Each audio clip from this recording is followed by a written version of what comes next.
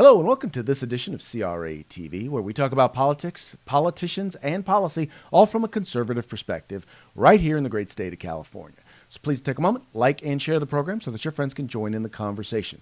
Also, if you haven't already done so, please remember to subscribe to our YouTube channel, follow us on Facebook, and follow us on Instagram.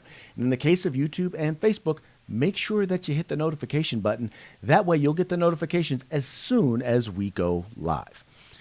Also, want to remind you, CRA, the California Republican Assembly, is a volunteer organization. In fact, we're California's oldest and largest grassroots conservative organization. So we need your help. We need your support. We need you to become a part of the fight. Please take a moment, click on the join link in the description of this video, and become a member. It's that simple. All right. Now, as for today's topic, let's talk about getting in the fight or being a part of the fight.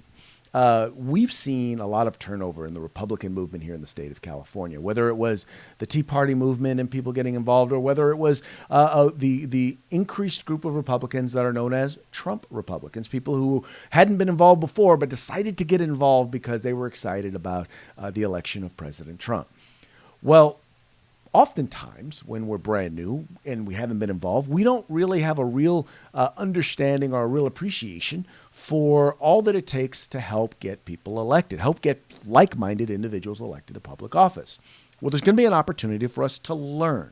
And it's going to be an opportunity for us to learn about how to recruit and identify and recruit conservative candidates to help them get elected, whether it's through their messaging, whether it's through grassroots volunteering, or helping them to organize a campaign. Well, there's going to be an event that's going to be coming up in September. It's called the California Conservative Convention, and it's going to include individuals who are not just Republican and conservative, but who are part of issue-based nonprofit organizations that are consistent with our conservative values. And it's going to be an opportunity for all of us to kind of come together and do a couple of things. Number one, learn about what it takes and how we can be more effective, once again, identifying and helping quality candidates get elected. But also it's going to be an opportunity to network with like-minded individuals from up and down the state so that we can once again build a strong conservative movement here in the state of California. Now, with that, we have one of the lead organizers of this event is going to be with us, talking us a little bit more about it, and that is Mr. Steve Frank. Steve, welcome to the program. Thank you very much for having me. Excellent. So, do me a favor. Tell us first of all a little bit about yourself, and for those who are viewing who aren't familiar with the work that you do. Tell our audience a little bit about yourself. Well, I've been involved in politics since walking precincts for Nixon in 1960, office manager for Goldwater in 64, a part of Youth for Reagan in 66, state chair Youth for Nixon in 68, past president of the California Republican Assembly, founder of the National Federation of Republican Assemblies, been an elected board member of the state Republican Party. I've done hundreds of campaigns, both here in California and in other states, and I'm deeply involved in a lot of different projects within the conservative movement here in California and nationally. So it's safe to say that, you've been around for a little bit. I am too old to be subtle. All right, so tell me a little bit about the convention or the event that you're planning for the fall. Well, we are planning as a conservative movement in California a convention September 4th and 5th in Fresno for dozens of conservative groups throughout the state. And the purpose of the convention is to coordinate, cooperate, and communicate with one another. In the short term, the purpose of the convention is to train leaders and activists in how to find candidates, vet candidates, run campaigns, create messages, answer messages, use social media, and those things that are necessary to move the mind of the public. On the long term, which is the major part of the convention, is we're setting up committees and methods of communication for the long term so organizations can work together and communicate what they're doing, ask for cooperation from the other groups, and try to set aside differences for the common good of the conservative movement. The state of California is now a third world state. That's just a reality. The Republican Party in the state of California is just a regional party. That's a reality. But the conservative movement is statewide, and we need to activate that in a coordinated and in an educated fashion. Hence, we're going to have a convention September 4th and 5th in Fresno. Okay, so this is pretty unprecedented. I mean, there's a lot of groups, a number of groups and organizations. I mean, CRA, first of all, used to be the big dog. I mean, we were the ones who, when you talked about the conservative movement, it was CRA. But now there's a number of organizations, and unfortunately, there have been historical challenges between those organizations. And this is really, since that's happened, the first time that we've really worked to kind of bring everyone together to work together, right? Right. And because I have worked with most of those groups, and while you're talking about Republican organizations, there's also independent groups, the pro-life organizations, the Second Amendment organizations, evangelical groups, property right groups. We're bringing all these different groups together under one banner, which is the conservative movement, not for the purpose of saying this is the way it is, but to help those groups in organizing themselves and to work with one another for the common good. Right. And some of those organizations, once again, whether they be pro-life or whether they be Second Amendment, some of them have had areas of success that can help the political organizations. And there's work that the political organizations can do, the partisan organizations can do, that they can bring to the table to assist the issue-based organizations. And what's funny is if you look at the people who are engaged and involved, you'll notice there's a lot of overlap with those groups, and so it's good to see that that the efforts can potentially have some overlap as well.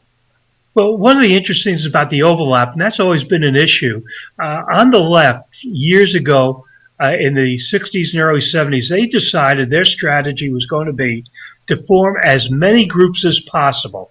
So when you see a protest or a letter coming out, you have 50, 60, 100 names of groups that have signed it or participate, when in actuality, those are only 1 and 2 people groups just with a name. And the conservatives never did that, but we did divide up between political operations such as CRA, which is a political operation, and the pro-life movement, which is a movement rather than a political operation, but it operates within a political sphere. And while there are people in CRA, obviously, that are pro-life, and the people in the pro-life movement are pro-life, there are some people in the pro-life movement that really don't want to participate with the Republican Party or anything close to the Republican Party, and those people just don't participate. So one of the benefits of this process of this convention and the aftermath of it is to get those individuals who don't wish to participate in a partisan fashion. We'll have them participate in an ideological fashion to coordinate not only for their issue. For instance, if you're talking about taxation, and there are tax groups. I'm on the board of directors, for instance, of the Ventura County Taxpayers Association, and our organization is based on tax issues. But there are people on that board that don't want anything to do with the Republican Party. But the pro-life people have to understand that the higher the taxes, the more likely there is to have abortions. So it behooves the pro-life people to work to lower taxes so there's less reason for young girls to have abortions. And so the movement should be working together. Well, exactly, because ultimately what it comes down to is this. It's who we elect to office. And it's a lot easier to get, for example, we'll use pro-life as an example, to get pro-life elected officials to make pro-life decisions than it is to get pro-abortion elected officials to make pro-life decisions. Same thing with the Second Amendment. It's hard to get an anti-gun legislator to make a decision that supports the Second Amendment. And we need to understand that for some people it may be about party, For some people, it may be about issue. And I always say this, it's not really about party for even the partisan organizations. It's about it's about a political philosophy and policy issue areas that support those values. But for the individual organizations, it's about the particular policy issue area. What they need to understand is that they need to be working to help make sure that good people get elected, people who believe what they believe, if they want decisions to be made that are consistent with their values. Well, that's correct. And that actually starts not at the state senate or congressional level. It really starts at the school board level, electing the correct candidates. At the city council level, school boards, as you know, Craig, have allowed Planned Parenthood to come into third, fourth, and fifth grade classes to teach the wonders of abortions and how that's a normal operation. It's not a big deal, killing babies. City councils allow zoning for Planned Parenthood and other abortion clinics to be built. And so you really need to look at this from a ground up. And you get people from city council and school boards, once they're trained in the art of government, and government is an art, then they can run for assembly, state senate, and Congress with some experience in what government is about. And that helps as well. Exactly. So do me a favor, let our folks know how can they get more information on the convention. How can they sign up? How can they register? All of that fun stuff. You can go to caconcon.com.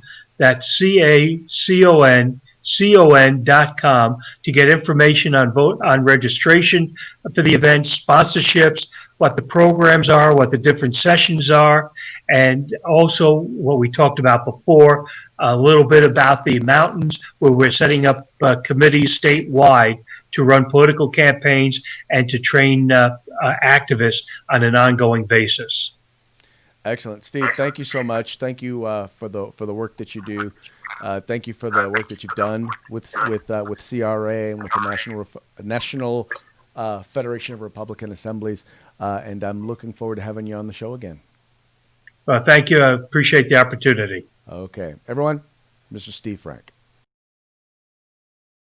Well, that's going to be it for this edition of CRATV. We very much appreciate you liking and sharing the program, telling your friends about the California Republican Assembly. We are the conscience of the Republican Party. Talk to you guys again real soon.